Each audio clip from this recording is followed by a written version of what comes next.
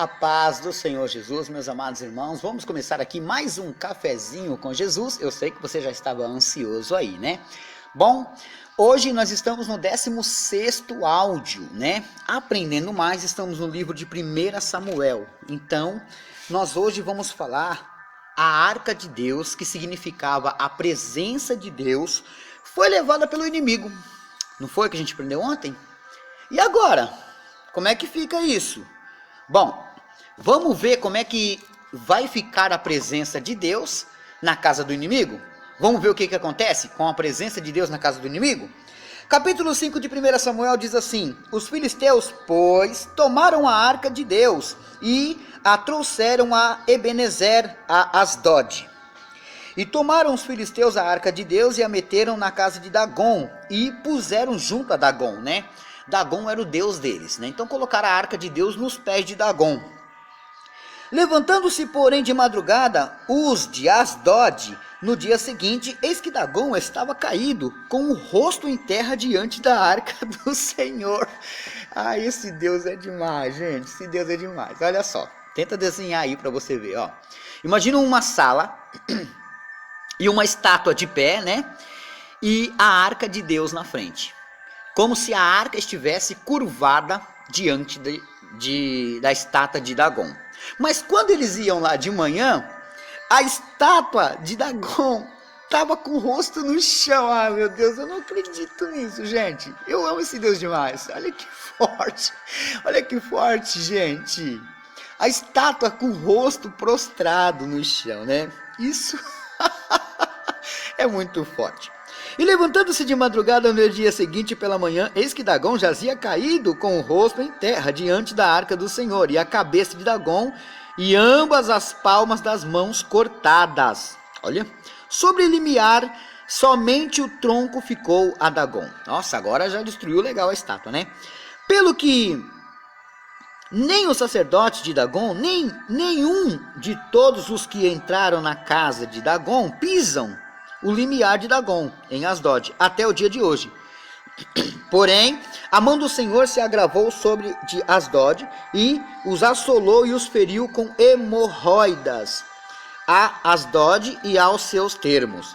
Vendo então os homens de Asdod que assim era, disseram: não fique conosco a arca de Deus de Israel, pois a sua mão é dura sobre nós e sobre Dagom nosso Deus. Pelo que enviaram e congregaram a si todos os príncipes dos filisteus e disseram: que faremos nós da arca do Deus de Israel? E responderam: a arca de Deus de Israel dará volta a Gate. Assim rodearam com a arca de Deus de Israel, e sucedeu que desde que rodearam com ela, a mão do Senhor veio contra aquela cidade, com muito grande vexação, pois feriu os homens daquela cidade, desde o pequeno até o grande, e tinha hemorroidas nas partes secretas, né? Já deu para entender. Então, Deus fez isso porque o inimigo estava zombando de Deus, né? Deus permitiu, entenda, Deus permitiu a família de Eli perder a arca por causa da desobediência, né? Deus estava irritado com eles, mas aí os filisteus começaram a abusar, né, meus irmãos? Aí a arca agora é devolvida, mais à frente aí você vai ver que a arca é devolvida para Israel, né? Agora, meus irmãos, nós vamos entender outra situação, né? No capítulo 8 de 1 Samuel, o povo não aguenta mais viver assim, com juízes, sacerdotes e profetas. Agora eles querem um rei. Copiando as outras nações, eles querem um rei, né? No capítulo 8 diz assim, ó: e sucedeu que, tendo Samuel envelhecido, constituiu seus filhos por juízes sobre Israel. E era o nome do seu filho primogênito, Joel. Então, Samuel tinha um filho chamado Joel. Então, se ele tinha um filho, ele casou. Deu para entender? O ministério dele é sempre falado só do profeta Samuel, mas ninguém nunca fala sobre a mulher dele, né? Então, Joel é o filho dele, e o nome do seu segundo é Abiás. Ele teve dois filhos aqui, Joel e Abiás, e foram juízes em Becerba. Olha só. Porém, seus filhos não andavam pelos caminhos dele. Poxa, os próprios filhos dele? Antes se inclinaram à avareza e tomaram presentes e perverteram o juízo. Então, todos os anciões de Israel se congregaram e vieram a Samuel e a Ramã. E disseram-lhe: eis que já está velho, e os teus filhos não andam pelos teus caminhos. Constitui-nos pois, agora um rei sobre nós, para que ele nos julgue, como o tem todas as nações. Viu? Eles começaram a olhar as coisas do mundo e queriam que as coisas do mundo acontecessem com eles. Não está parecendo o que está acontecendo na igreja hoje? As pessoas olham as coisas do mundo e querem que as coisas do mundo entrem na igreja. Isso é errado. Vocês vão ver que vai dar errado. Bom, porém esta palavra pareceu mal aos olhos de Samuel, quando disseram, dá-nos um rei, para que nos julgue. E Samuel orou a Deus, né? Tá vendo? Não vou te dar nada, primeiro eu vou falar com o pai. E disse o Senhor a Samuel, ouve a voz do povo em tudo quanto te disserem, pois não te tem rejeitado a ti, antes a mim me tem rejeitado para eu não reinar sobre eles.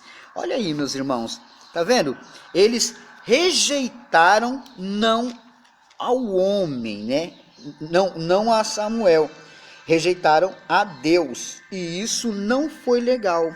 Deus ficou muito chateado com essa história, né?